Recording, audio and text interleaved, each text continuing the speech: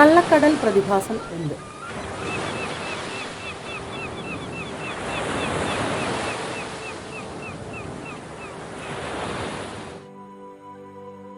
സംസ്ഥാനത്തെ വിവിധ ജില്ലകളിലെ തീരപ്രദേശങ്ങളിൽ ഉണ്ടായിക്കൊണ്ടിരിക്കുന്ന കടലാക്രമണത്തിന് കാരണം കള്ളക്കടൽ പ്രതിഭാസമാണ്.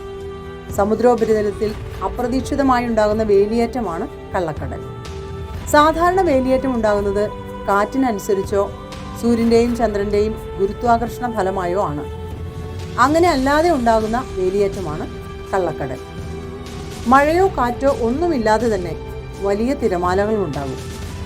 സുനാമിയുടെ സമയത്തുണ്ടാകുന്നത് പോലെ സമുദ്രം ഉള്ളിലേക്ക് വലിഞ്ഞ ശേഷം തീരത്തേക്ക് ആഞ്ഞടിക്കും.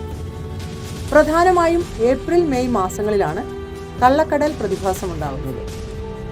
കടലാക്രമണത്തിന് സാധ്യതയുള്ളതിനാൽ മത്സ്യത്തൊഴിലാളികളും തീരദേശവാസികളും ജാഗ്രത പാലിക്കുക.